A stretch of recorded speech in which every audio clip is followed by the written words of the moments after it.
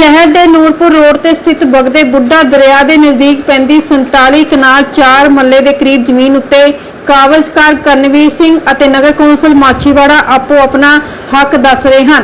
काबज़कार अते उसके वकील ने दस्सिया कि उन्हों का परिवार इस जमीन उत्ते देश आज़ाद होने तो लैके हुण तक काबज़ है अते हुण भी खेती कर रहा है, पर बीते कुछ महीने पहला माछीवाड़ा की नगर कौंसल ने अपने नाम इंतकाल करवा लिया। भावें कि साडे कोल इस संबंधी जमीन के कोर्ट वालों स्टे आर्डर भी जारी हो चुके हैं ते केस भी चलते होने के बावजूद इसकी मलकीयत ही बदली गई है।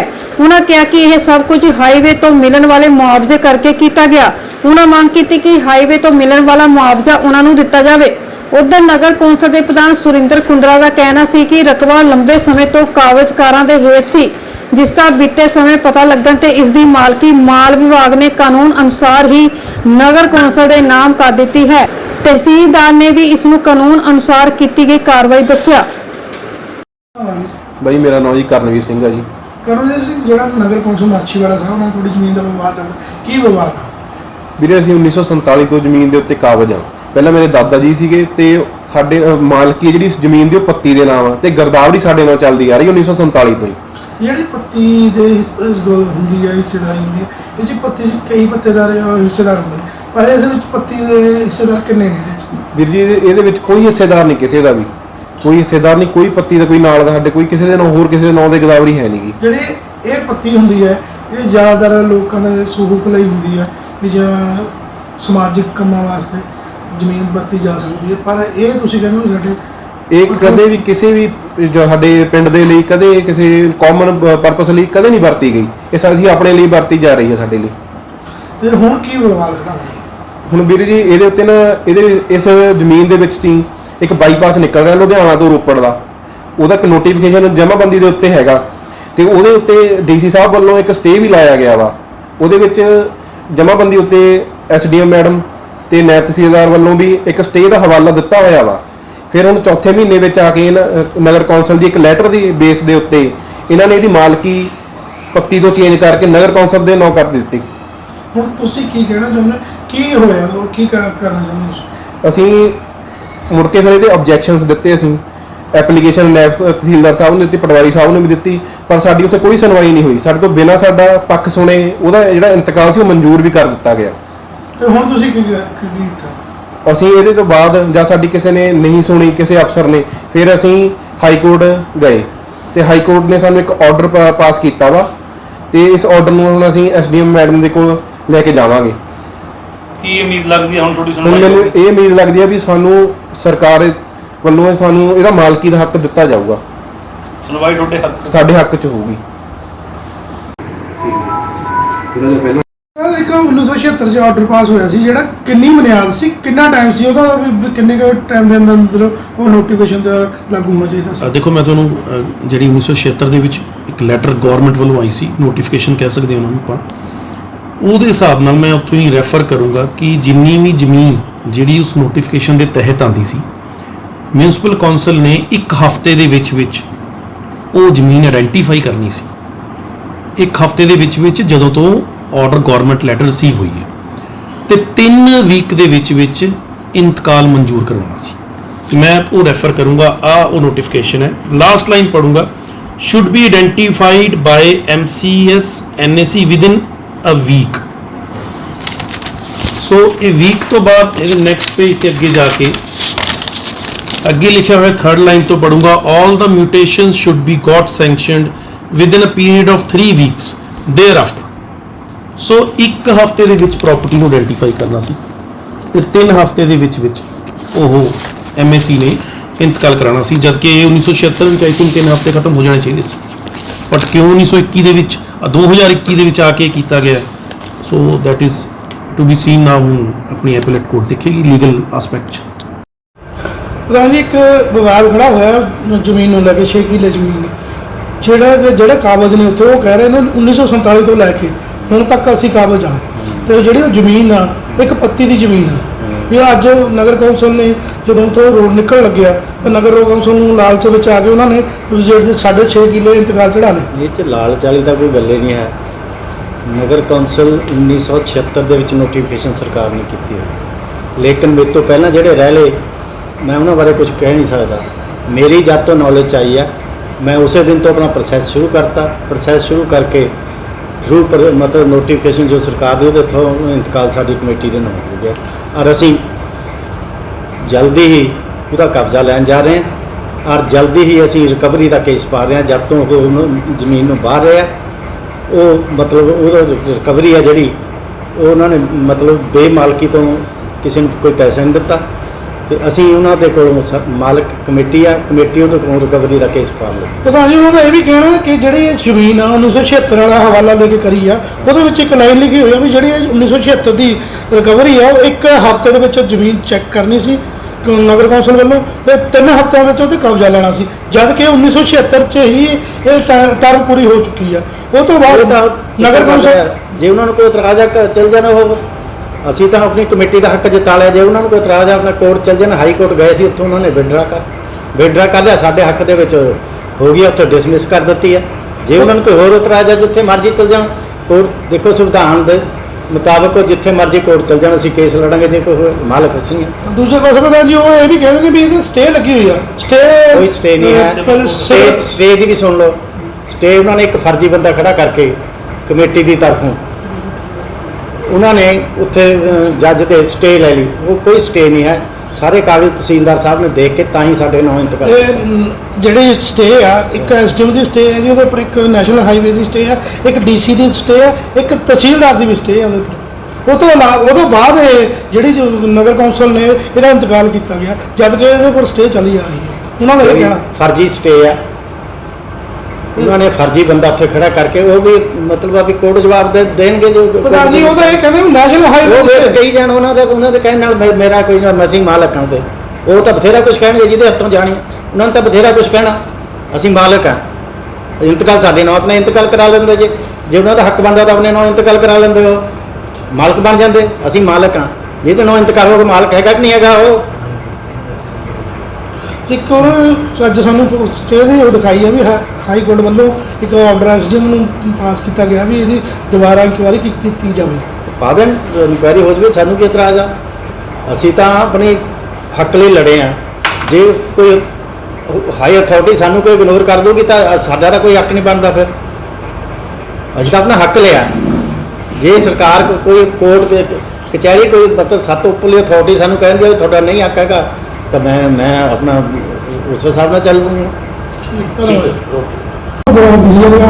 ਤੇ ਵੀ ਆਪਣੀ ਮਿਲਿਆ ਐਸਡੀਐਮ ਸਾਰੇ ਚੈੱਕ ਕਰਨਗੇ।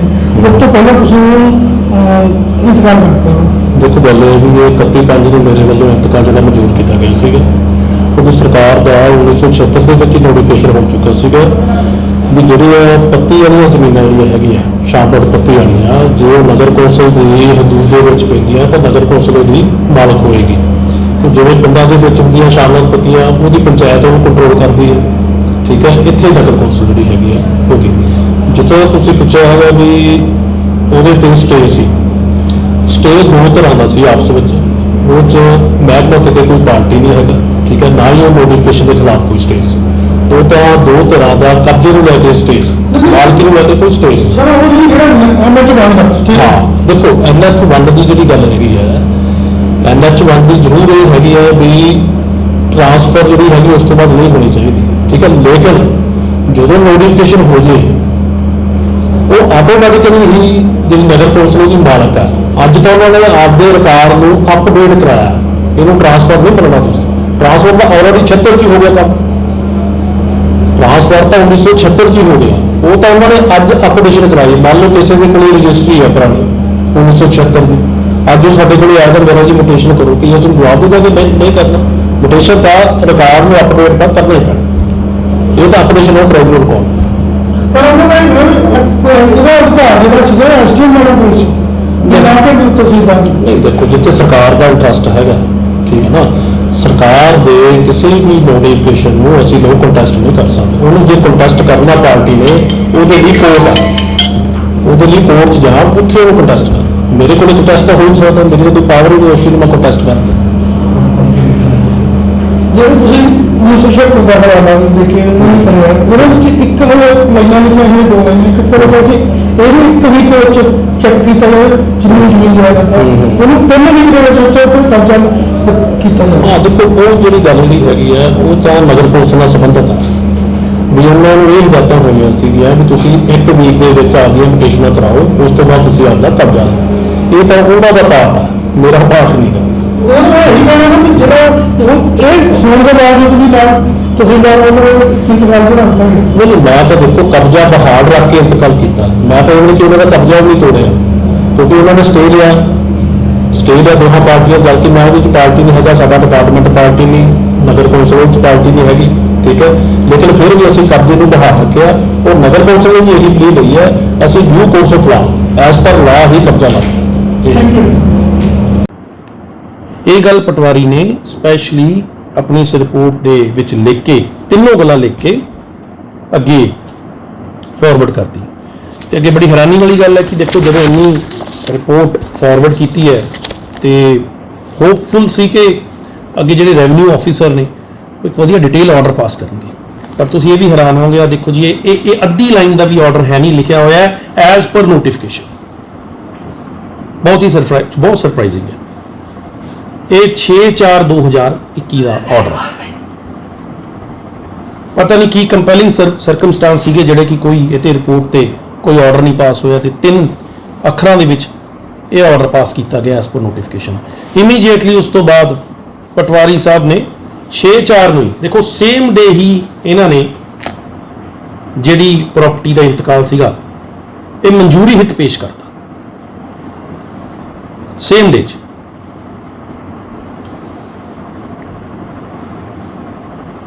ਜਦਕਿ ਲੈਂਡ ਜਿਹੜੀ ਸਭ ਨੂੰ ਪਤਾ ਹੈ ਐਡਮਿਟਡਲੀ ਐਕੁਜੀਸ਼ਨ ਪ੍ਰੋਸੀਡਿੰਗ ਦੇ ਅੰਡਰ ਆ ਚੁੱਕੀ ਸੀ। ਇਸ ਤੋਂ ਬਾਅਦ ਗੱਲ ਇੱਥੇ ਖਤਮ ਨਹੀਂ ਹੋਈ ਸੀ। ਇਹ ਜਦੋਂ ਇੱਥੇ ਤੱਕ ਮੁੱਦਾ ਪਹੁੰਚਿਆ, ਸਾਰਾ ਪਤਾ ਸੀ ਸਾਡੇ ਵਿੱਚ ਕੀ ਹੋ ਰਿਹਾ, ਤਾਂ ਇਮੀਡੀਏਟਲੀ ਅਸੀਂ ਵੀ ਰਿਪਰੈਜ਼ੈਂਟੇਸ਼ਨਸ ਦੇਣੀ, ਜੋ ਨਿਰਮਲ ਸਿੰਘ ਨੇ ਇਹਨਾਂ ਨੇ ਆਬਜੈਕਸ਼ਨ ਫਾਈਲ ਕੀਤੀਆਂ। ਆਬਜੈਕਸ਼ਨ ਦੀ ਸਾਡੇ ਕੋਲ ਰਿਸੀਵਿੰਗ ਵੀ ਹੈ ਕਿ ਆਬਜੈਕਸ਼ਨਸ ਰਿਸੀਵ ਕੀਤੀ ਗਈਆਂ ਨੇ ਰੈਵਨਿਊ ਆਫੀਸਰਸ ਦੇ। ਹੁਣ ਜਦੋਂ ਇੱਕ ਵਾਰ ਆਬਜੈਕਸ਼ਨਸ ਰਿਸੀਵ ਹੋ ਜਾਂਦੀਆਂ ਨੇ, ਇਹ ਕਾਨੂੰਨ ਕਹਿੰਦਾ ਜੀ ਸਾਡਾ ਸੈਕਸ਼ਨ 36 ਹੁੰਦਾ, ਜਿਹਦੇ ਹਿਸਾਬ ਨਾਲ ਜਦੋਂ ਕੋਈ ਆਬਜੈਕਸ਼ਨਸ ਆ ਜਾਣ ਤਾਂ ਉਸ ਤੋਂ ਬਾਅਦ ਉਹ ਜਿਹੜੀ ਮਿਊਟੇਸ਼ਨ ਹੈ, ਇੰਤਕਾਲ ਹੈ, ਉਹ ਕੰਟੈਸਟਡ ਬਣ ਕੇ ਉਹ ਅੱਗੇ ਨਾਇਬ ਤਹਿਸੀਲਦਾਰ ਜਿਹੜੇ ਹੈਗੇ ਨੇ ਮਾਛੀਵਾੜਾ ਸਾਹਿਬ, ਉਹਨਾਂ ਨੂੰ ਚਾਹੀਦਾ ਸੀ ਉਹ ਕੰਟੈਸਟਡ ਬਣਾ ਕੇ ਅੱਗੇ ਫਾਰਵਰਡ ਕਰ ਦੇਣ। ਸਾਨੂੰ ਬੜੀ ਹੋਪ ਸੀ ਕਿ ਕੰਟੈਸਟਡ ਹੋਊਗਾ ਤੇ ਨਿਰਮਲ ਸਿੰਘ ਨੇ ਜਿਹੜੇ ਇਹਨਾਂ ਦੀ ਸਾਰੀ ਗਵਾਹੀਆਂ ਲਈ ਜਾਣਗੀਆਂ, ਸਾਰੇ ਡਾਕੂਮੈਂਟਸ ਨੂੰ ਦੇਖਿਆ ਜਾਊਗਾ ਕਿ 1947 ਤੋਂ ਲੈ ਕੇ ਤਾਂ ਇਹ ਕਾਬਜ਼ ਨੇ ਤੇ ਜ਼ਮੀਨ ਤਾਂ ਪੱਤੀ ਲੈਂਡ ਹੈ। 1976 ਵਾਲੀ ਨੋਟੀਫਿਕੇਸ਼ਨ ਤੱਕ ਲਾਗੂ ਹੀ ਨਹੀਂ ਹੁੰਦੀ ਇੱਥੇ। ਇੱਕ ਮੈਂ ਤੁਹਾਨੂੰ ਹੋਰ ਇਹਦੇ ਵਿੱਚ ਲੀਗਲ ਪੁਆਇੰਟ ਦੱਸਣਾ ਚਾਹੂੰਗਾ। ਸੈਕਸ਼ਨ 2 ਹੈ ਜੀ, ਸੈਕਸ਼ਨ 2G ਕਲੌਜ਼ G ਹੈ ਉਹਦੀ, ਉਹ ਮੈਂ ਆਪਣੇ ਪਟੀਸ਼ਨ ਦੇ ਵਿੱਚ ਰਿਪਰੋਡਿਊਸ ਵੀ ਕੀਤਾ ਸੀ, ਜਿਹੜਾ ਅਸੀਂ ਹੁਣ ਦੁਬਾਰਾ ਵੀ ਕਰਾਂਗੇ। ਉਸ ਦੇ ਹਿਸਾਬ ਨਾਲ ਉਹਦੇ ਵਿੱਚ ਡੈਫੀਨੇਸ਼ਨ ਦਿੱਤੀ ਹੋਈ ਹੈ ਸ਼ਾਮਲਾਤ ਦੀ। ਮੈਂ ਤੁਹਾਨੂੰ ਦੱਸਣਾ ਚਾਹੂੰਗਾ, ਮੈਂ ਰੈਫਰ ਕਰਦਾ ਇੱਕ ਮਿੰਟ ਲਈ। ਸ਼ਾਮਲਾਤ ਪੱਤੀ ਹੈ ਜਿਹੜੀ, ਇਹ 2G ਕਲੌਜ਼ 3 ਦੇ ਵਿੱਚ ਐਕਸਪਲੇਨ ਕੀਤੀ ਹੋਈ ਹੈ। Lands described in the revenue record as shamlat taraf pattis, ਇੱਥੇ ਪੱਤੀ ਆਉਂਦੀ ਹੈ ਜੀ। Pannas and tholas and used according to revenue record for the benefit of the village community or a part thereof or for common purpose of the village। ਇਹ exempt ਕੀਤੀ ਹੋਈ ਹੈ ਉਹ ਲੈਂਡ। ਇਹਦੇ ਕਹਿਣ ਦਾ ਮਤਲਬ ਇਹ, ਡਿਟੇਲ ਸੈਕਸ਼ਨ ਕਾਫੀ ਲੰਬਾ ਹੈ, ਮੈਂ ਤੁਹਾਨੂੰ ਇੱਕ ਲਾਈਨ ਦੇ ਵਿੱਚ ਸਮਝਾਉਣਾ ਚਾਹੂੰਗਾ। ਜਿਹੜੀ ਲੈਂਡ, ਇਹਦੇ ਤੇ ਕਈ ਜਜਮੈਂਟਸ ਵੀ ਨੇ ਆਨਰੇਬਲ ਸੁਪਰੀਮ ਕੋਰਟ ਦੀਆਂ, ਆਨਰੇਬਲ ਹਾਈ ਕੋਰਟ ਦੀਆਂ ਵੀ, ਜਿਹੜੀ ਜ਼ਮੀਨ ਸ਼ਾਮਲਾਤ ਪੱਤੀ ਹੈ, ਜਿਹੜੀ ਜ਼ਮੀਨ ਪਿੰਡ ਦੇ ਸਾਂਝੇ ਕੰਮਾਂ ਲਈ ਵਰਤੀ ਨਹੀਂ ਗਈ ਅਕੋਰਡਿੰਗ ਟੂ ਰੈਵਨਿਊ ਰਿਕਾਰਡ, ਜਿਹੜਾ ਸਾਡਾ ਮਾਲ ਵਿਭਾਗ ਦਾ ਰਿਕਾਰਡ ਹੁੰਦਾ ਉਹਦੇ ਹਿਸਾਬ ਨਾਲ, ਜਾਂ ਇਹ ਕਦੀ ਬੈਨੀਫਿਟ 'ਚ ਕਿਸੇ ਦੇ ਯੂਜ਼ ਨਹੀਂ ਹੋਈ, ਕਿਸੇ ਵੀ ਪਿੰਡ ਵਾਲਿਆਂ ਦੇ ਜਾਂ ਕਿਸੇ ਕਮਿਊਨਿਟੀ ਦੇ, ਤਾਂ ਉਹ ਜ਼ਮੀਨ ਹੈ ਉਹ ਸ਼ਾਮਲਾਤ ਦੇ ਵਿੱਚ ਇਨਕਲੂਡ ਨਹੀਂ ਹੋਏਗੀ। ਸਾਨੂੰ ਹੋਪ ਸੀ ਕਿ ਇਹ ਸਾਰੀਆਂ ਚੀਜ਼ਾਂ ਸਾਡੀਆਂ ਕੰਸੀਡਰ ਕੀਤੀ ਜਾਣਗੀਆਂ, ਕਿ ਸਾਡੀ ਇਹ ਵੀ ਚੀਜ਼ ਕੰਸੀਡਰ ਕੀਤੀ ਜਾਊਗੀ ਕਿ ਐਕੁਜੀਸ਼ਨ ਪ੍ਰੋਸੀਡਿੰਗਸ ਆਲਰੇਡੀ ਕੰਟੀਨਿਊਡ ਨੇ, ਚੱਲ ਰਹੀਆਂ ਨੇ, ਤੇ ਬੇਸਿਕਲੀ ਇਹਦੇ ਵਿੱਚ ਮੈਟਰ ਕੰਪਨਸੇਸ਼ਨ ਦਾ ਕੀ ਕਾਰਨ ਹੈ ਕਿ ਇੰਨੀ ਜਲਦੀ ਇਹਦਾ ਇੰਤਕਾਲ ਚੇਂਜ ਕੀਤਾ ਜਾ ਰਿਹਾ। ਬਟ ਸਾਨੂੰ ਬਿਨਾਂ ਸੁਣੇ, ਨਿਰਮਲ ਸਿੰਘ ਜੀ ਨੂੰ ਬਿਨਾਂ ਸੁਣੇ ਇਹ ਇੰਤਕਾਲ ਮਨਜ਼ੂਰ ਕਰ ਦਿੱਤਾ ਗਿਆ। ਤੇ ਮਨਜ਼ੂਰੀ ਦਾ ਵੀ ਮੈਂ ਤੁਹਾਨੂੰ ਇੱਕ ਬੜਾ ਇੰਪੋਰਟੈਂਟ ਗੱਲ ਦੱਸਦਾ, ਜਿੱਥੇ ਮਨਜ਼ੂਰੀ ਕੀਤੀ ਹੈ ਉਹਦੇ ਉੱਪਰ ਵੀ ਲਿਖਿਆ ਹੋਇਆ ਕਿ ਇਸ ਜ਼ਮੀਨ ਤੇ ਸਟੇ ਆਰਡਰ ਹੈ। ਸੋ ਇਹ ਗੱਲ ਨਹੀਂ ਹੈ ਕਿ ਰੈਵਨਿਊ ਅਫੀਸ਼ੀਅਲਸ ਨੂੰ ਇਸ ਗੱਲ ਦਾ ਪਤਾ ਨਹੀਂ ਸੀ। ਜੋ ਰਿਕਾਰਡ ਬੋਲ ਰਿਹਾ, ਮੈਂ ਆਪਣੀ ਕੋਈ ਪਰਸਨਲ ਨੌਲੇਜ ਤੋਂ ਨਹੀਂ ਬੋਲ ਰਿਹਾ, ਰਿਕਾਰਡ ਬੋਲ ਰਿਹਾ ਕਿ ਸਭ ਕੁਝ ਲੀਗਲੀ ਦੇਖਿਆ ਜਾ ਸਕਦਾ ਸੀ। ਸਭ ਕੁਝ ਨਾ ਦੇਖਦੇ ਹੋਏ ਪ੍ਰੋਵੀਜ਼ਨਸ ਨੂੰ ਫੋਲੋ ਨਹੀਂ ਕੀਤਾ ਗਿਆ, ਇੰਤਕਾਲ ਨੂੰ ਮਨਜ਼ੂਰ ਕੀਤਾ ਗਿਆ। ਮੇਰੇ ਕੋਲ ਨਿਰਮਲ ਸਿੰਘ ਜੀ ਨੇ ਅਪਰੋਚ ਕੀਤਾ, ਜਦ ਸਾਰਾ ਕੇਸ ਦੇਖਿਆ ਗਿਆ, ਸਾਡੇ ਕੋਲ ਅਪੀਲ ਦੀ ਰੈਮਡੀ ਸੀ ਐਸਡੀਐਮ ਸਮਰਾਲਾ ਕੋਲ ਫਾਈਲ ਕਰਨ ਦੀ, ਲੇਕਿਨ ਸਭ ਹਾਲਾਤ ਕੰਸੀਡਰ ਕਰਕੇ ਜਦੋਂ ਸਾਨੂੰ ਲੱਗਿਆ ਕਿ ਇਹਦੇ ਵਿੱਚ ਕੋਈ ਅਲਟੀਰੀਅਰ ਮੋਟਿਵ ਲੱਗ ਰਿਹਾ, ਕੋਈ ਮੈਲਾਫਾਈਡੀ ਲੱਗ ਰਹੀ ਹੈ, ਕੁਝ ਖਰਾਬੀ ਲੱਗ ਰਹੀ ਹੈ ਕਿ ਜਿਹੜੇ ਪ੍ਰੋਵੀਜ਼ਨਸ ਫੋਲੋ ਨਹੀਂ ਕੀਤੇ ਜਾ ਸਕਦੇ, ਅਸੀਂ ਹਾਈ ਕੋਰਟ ਅਪਰੋਚ ਕੀਤਾ। ਮਾਨਯੋਗ ਹਾਈ ਕੋਰਟ ਕੋਲ ਅਸੀਂ ਸਾਰੇ ਇਹ ਜਿਹੜੇ ਫੈਕਟ ਸੀਗੇ, ਜਿਹੜੇ ਜਮ੍ਹਾਂਬੰਦੀਆਂ ਤੋਂ ਲੈ ਕੇ ਸਾਰੇ ਡਾਕੂਮੈਂਟ, ਗਿਰਦਾਵਰੀਆਂ ਤੋਂ ਲੈ ਕੇ ਵਾਜੂਬਲ ਅਰਜ਼ ਹੁੰਦਾ ਹੈ, ਉਹ ਵੀ ਇੱਕ ਬੇਸਿਕ ਡਾਕੂਮੈਂਟ ਹੁੰਦਾ ਹੈ ਰੈਵਨਿਊ ਰਿਕਾਰਡ ਦਾ, ਉਹ ਸਾਰੇ ਕੋਰਟ ਸਾਹਮਣੇ ਰੱਖੇ। ਲੀਗਲ ਸਬਮਿਸ਼ਨ ਸਾਰੀਆਂ ਪਟੀਸ਼ਨ ਵਿੱਚ ਲਿਖੀਆਂ ਗਈਆਂ। ਸਾਨੂੰ ਇਹੀ ਸਾਡਾ ਇੱਕ ਬਹੁਤ ਵੱਡਾ ਨਿਰਮਲ ਸਿੰਘ ਦਾ ਇੱਕ ਤੁਸੀਂ ਕਹਿ ਲਓ ਕਿ ਇਹ ਮੰਨਣਾ ਸੀ ਕਿ ਸਾਨੂੰ ਸੁਣਿਆ ਹੀ ਨਹੀਂ ਗਿਆ ਤੇ ਜਿਹੜਾ ਇੰਤਕਾਲ ਕੀਤਾ ਗਿਆ ਇਹਦੇ ਪਿੱਛੇ ਕੁਝ ਹੋਰ ਗੱਲਾਂ। ਜਦੋਂ ਅਸੀਂ ਆਨਰੇਬਲ ਹਾਈ ਕੋਰਟ ਕੋਲ ਸਾਹਮਣੇ ਆਏ, ਮਿਊਨਿਸਪਲ ਕੌਂਸਲ ਦੇ ਵਕੀਲ ਪੇਸ਼ ਹੋਏ, ਉਹਨਾਂ ਨੇ ਆਂਦੇ ਸਰ ਇਹ ਕਿਹਾ ਕਿ ਜੀ ਇਹ ਜਿਹੜੀ ਪਟੀਸ਼ਨ ਹੈ ਇਹਨਾਂ ਕੋਲ ਇੱਕ ਅਪੀਲ ਦੀ ਜਿਹੜੀ ਹੈਗੀ ਰੈਮਡੀ ਉਹ ਅਵੇਲੇਬਲ ਹੈ, ਜਿਹੜੀ ਕਿ ਨੀਚੇ ਐਸਡੀਐਮ ਕੰਸਰਨਡ ਕੋਲ ਫਾਈਲ ਕੀਤੀ ਜਾ ਸਕਦੀ ਹੈ। ਅਸੀਂ ਔਰਲੀ ਇਹ ਸਬਮਿਸ਼ਨਸ ਪੁੱਟ ਕੀਤੀਆਂ ਕਿ ਨੋ ਡਾਊਟ ਸਾਡੇ ਕੋਲ ਅਪੀਲ ਦੀ ਰੈਮਡੀ ਹੈਗੀ ਹੈ, ਲੇਕਿਨ ਜਿਸ ਹਿਸਾਬ ਨਾਲ ਪ੍ਰੋਸੀਜਰ ਫੋਲੋ ਕੀਤਾ ਜਾ ਰਿਹਾ ਹੈ ਇਲੀਗਲੀ, ਸਾਨੂੰ ਕੋਈ ਆਸ ਨਹੀਂ ਹੈ ਕਿ ਸਾਡੇ ਨਾਲ ਜਸਟਿਸ ਹੋਊਗਾ। ਸਾਨੂੰ high court, honourable high court ਤੋਂ ਰੈਲੀਗੇਟ ਕੀਤਾ ਜਾਵੇ, ਸਾਨੂੰ ਐਸਡੀਐਮ ਸਮਰਾਲਾ ਇਹਨਾਂ ਕੋਲ ਅਪੀਲ ਫਾਈਲ ਕਰਨ ਦੀ ਪਰਮਿਸ਼ਨ ਦਿੱਤੀ ਜਾਵੇ, ਸਾਨੂੰ ਇਹ ਲਿਬਰਟੀ ਦਿੱਤੀ ਜਾਵੇ ਤੇ ਨਾਲ ਹੀ ਇੱਕ ਆਰਡਰ ਕੀਤਾ ਜਾਵੇ, ਡਿਸਪੋਜ਼ ਆਫ ਕੀਤੀ ਜਾਵੇ ਸਾਡੀ ਪਟੀਸ਼ਨ, ਤੇ ਜਿਹੜੇ ਐਸਡੀਐਮ ਸਮਰਾਲਾ ਨੇ ਉਹਨਾਂ ਨੂੰ ਇਹ ਡਾਇਰੈਕਸ਼ਨ ਦਿੱਤੀ ਜਾਵੇ ਕਿ ਸਾਡੇ ਸਾਰੀ ਲੀਗਲ ਸਬਮਿਸ਼ਨਸ ਨੇ ਜਿਹੜੀਆਂ ਉਹਨਾਂ ਨੂੰ ਕੰਸੀਡਰ ਕਰਕੇ ਇੱਕ ਐਪਰੋਪਰੀਏਟ ਆਰਡਰ ਪਾਸ ਕੀਤਾ ਜਾਵੇ। ਇਹਨੇ ਦੇ ਨਾਲ ਇੱਕ ਹੋਰ ਗੱਲ ਦੱਸਣਾ ਚਾਹੂੰਗਾ ਕਿ ਜਦੋਂ ਮੈਂ ਆਰਡਰ ਵਿਡਰਾਅ ਕੀਤਾ, ਮੇਰੀ ਸਬਮਿਸ਼ਨ ਸਪੈਸੀਫਿਕਲੀ ਵਿੱਚ ਨੋਟਡ ਹੈ ਆਰਡਰ ਦੇ ਵਿੱਚ, ਇੱਕ ਲਾਈਨ ਪੜ੍ਹਨਾ ਚਾਹੂੰਗਾ ਜੋ ਮੈਂ ਕੰਟੈਂਟ ਕੀਤੀ ਸੀਗੀ, ਜਿਹੜੀ ਮਾਨਯੋਗ ਹਾਈ ਕੋਰਟ ਨੇ ਮੇਰੀ ਸਬਮਿਸ਼ਨਸ ਰਿਕਾਰਡ ਕੀਤੀਆਂ ਨੇ। ਉਹਨਾਂ ਨੇ ਲਿਖਿਆ ਕਿ ਹਾਊਐਵਰ, ਇਹ ਆਰਡਰ ਨੇ ਜੀ, however he points out that the grounds which have been taken by the petitioner would go to the root of the jurisdictional aspect। ਮੇਰਾ ਪੁਆਇੰਟ ਹੀ ਇਹ ਸੀ ਕਿ ਜਿਹੜੇ ਅਸੀਂ ਪੁਆਇੰਟ ਲੈ ਰਹੇ ਹਾਂ, ਬਾਰ-ਬਾਰ ਅਸੀਂ ਪਲੀਡ ਕਰ ਰਹੇ ਹਾਂ, ਸਾਡੀ ਜੇ ਸਾਰੇ ਦੇਖੇ ਜਾਣਗੇ ਤਾਂ ਇਹ ਜੁਰਿਸਡਿਕਸ਼ਨਲ ਐਸਪੈਕਟ ਦੀ ਜੜ 'ਚ ਜਾਣਗੇ, ਕਿਉਂਕਿ ਇਲੀਗੈਲਿਟੀ ਕਮਿਟ ਹੋਈ ਹੈ। ਸੋ ਇਹ ਸਾਰੇ ਮੈਂ ਪੁਆਇੰਟ ਸਾਰੇ ਦੱਸੇ ਸੀ ਤੇ ਆਨਰੇਬਲ ਹਾਈ ਕੋਰਟ ਨੇ ਹੁਣ ਸਾਨੂੰ ਲਿਬਰਟੀ ਗ੍ਰਾਂਟ ਕੀਤੀ ਹੈ। ਅਸੀਂ ਐਪਲੇਟ ਕੋਰਟ ਦੇ ਸਾਹਮਣੇ ਜਾਵਾਂਗੇ, ਜਿਹੜੀ ਕਿ ਐਸਡੀਐਮ ਸਮਰਾਲਾ ਬਣਦੇ ਨੇ, ਉਹਨਾਂ ਅੱਗੇ ਜਾ ਕੇ ਮਾਨਯੋਗ ਹਾਈ ਕੋਰਟ ਨੇ ਲਿਖਿਆ ਕਿ ਅਗਰ ਅਸੀਂ ਸਾਰੇ ਪੁਆਇੰਟ ਇਹ ਅਪੀਲ ਦੇ ਵਿੱਚ ਲਵਾਂਗੇ ਤਾਂ ਇੱਕ ਪ੍ਰੋਪਰ ਆਰਡਰ ਚਾਹਿਆ ਕਿ ਦਿਸ ਕੋਰਟ ਇਜ਼ ਸੈਂਗੁਇਨ, ਕਿ ਕੋਰਟ ਹੋਪਫੁਲ ਹੈ, ਆਨਰੇਬਲ ਹਾਈ ਕੋਰਟ ਹੋਪਫੁਲ ਹੈ ਕਿ ਐਪਲੇਟ ਕੋਰਟ ਹੈ ਜਿਹੜੀ ਐਸਡੀਐਮ ਸਮਰਾਲਾ ਨੇ ਉਹ ਸਾਰੇ ਪੁਆਇੰਟਸ ਕੰਸੀਡਰ ਕਰਨਗੇ। ਸਾਰੇ ਪੁਆਇੰਟਸ ਕੰਸੀਡਰ ਕਰਨ ਤੋਂ ਬਾਅਦ ਉਹਨਾਂ ਨੂੰ ਐਪਰੋਪਰੀਏਟ ਆਰਡਰ ਪਾਸ ਕਰਨਾ ਬਣਦਾ ਹੈ। ਨਾ ਹੁਣ ਇਸ ਸਟੇਜ ਤੇ ਸਾਨੂੰ ਪੂਰਾ ਮਤਲਬ ਇਹ ਹੋਪ ਹੈ, ਸਾਨੂੰ ਵੀ ਹੋਪ ਹੈ ਕਿ ਜਿਹੜੀ ਐਪਲੇਟ ਅਥਾਰਟੀ ਹੈ ਇਸ ਆਰਡਰ ਨੂੰ ਮੱਦੇ ਨਜ਼ਰ ਰੱਖਦੇ ਹੋਏ ਲੀਗਲੀ ਤੇ in accordance with law appropriate order pass ਕਰਨਗੇ। ਸਟੇ ਨੂੰ, ਲੀਗੈਲਿਟੀ ਨੂੰ, ਜੁਰਿਸਡਿਕਸ਼ਨਲ ਐਸਪੈਕਟ ਨੂੰ, ਸਭ ਨੂੰ ਧਿਆਨ 'ਚ ਰੱਖਿਆ ਜਾਊਗਾ। ਜਿਹੜੇ ਸੈਕਸ਼ਨ ਨੇ ਸਾਡੇ, ਪ੍ਰੋਵੀਜ਼ਨਸ ਨੇ ਸਾਡੇ ਕਾਨੂੰਨ ਦੇ, ਉਹਨਾਂ ਨੂੰ ਵੀ ਧਿਆਨ 'ਚ ਰੱਖਿਆ ਜਾਊਗਾ ਤੇ ਨਿਰਮਲ ਸਿੰਘ ਦੀ ਇਹਨਾਂ ਦੀ ਪੂਰੀ ਸੁਣਵਾਈ ਕੀਤੀ ਜਾ ਕੇ ਉਸ ਤੋਂ ਬਾਅਦ ਐਪਰੋਪਰੀਏਟ ਆਰਡਰ ਪਾਸ ਕੀਤਾ ਜਾਊਗਾ।